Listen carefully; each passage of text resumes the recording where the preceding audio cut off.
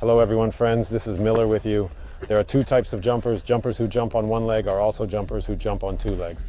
There are, of course, unique people who can afford to jump on one leg as well. On two legs, but we go. Consider jumping technique using both feet, which I frequently employ. Like most dunkers, jumping from two legs, I hopped on one leg. But at one specific moment, I decided to learn how to jump just as high and with both legs.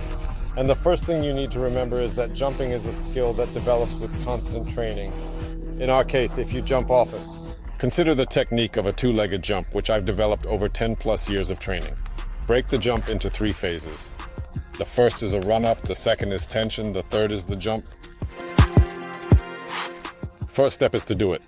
Choose the optimal distance to the ring in order to make a run-up. It's easy to pick him up, just do a few test jumps, for example 5, and increase or decrease the distance for the run-up each time. When you stop dragging your feet before the jump and picking up steps thinking, it means the distance is chosen right. The run-up should start smoothly, with a uniform acceleration as it approaches the ring. The closer you get, the wider and faster your steps. And the last two steps should be the widest. And from here we move on to the next item. This is tension. Tension essentially consists of the last two steps. And the penultimate step is like you jump onto your last step, in which you form your final foot position before pushing off.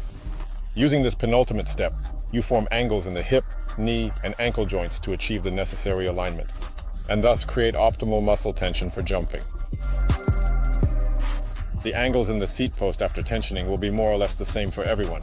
You must experiment and find your perfect angle for yourself. During the process of increasing your jump, seat angles will change. That is, the body will adjust necessary parameters itself. If interested in numbers, here are approximations. At knee joint, approx. 90, 100 degrees, and at hip joint, approx. 90, 110 degrees. However, do not dwell on it, jump freely and as you please. In my example, it can be observed that I use standard angles when jumping off both feet. So we have found out that the penultimate step is the tension, and this step should be wider than all the others. After the tension, in my case, the first leg, forming the final position of the legs before, jumping is the one on the left. First, I place the outer part of the heel of my left foot, then I place the entire foot. At this time, my right leg is a little numb. It moves left on the arc. Hands waving perpendicular to floor, feet almost parallel, positioned close in the process of waving. And following the hands that give us momentum, we make a jump.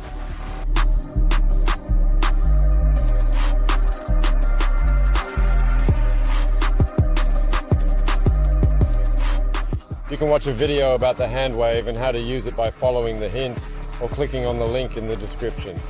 Support me with a like if this video was helpful to you, and I'm going to prepare a new episode about one-legged jump technique, which, by the way, will have an interesting bonus for you. And you should train, just be careful.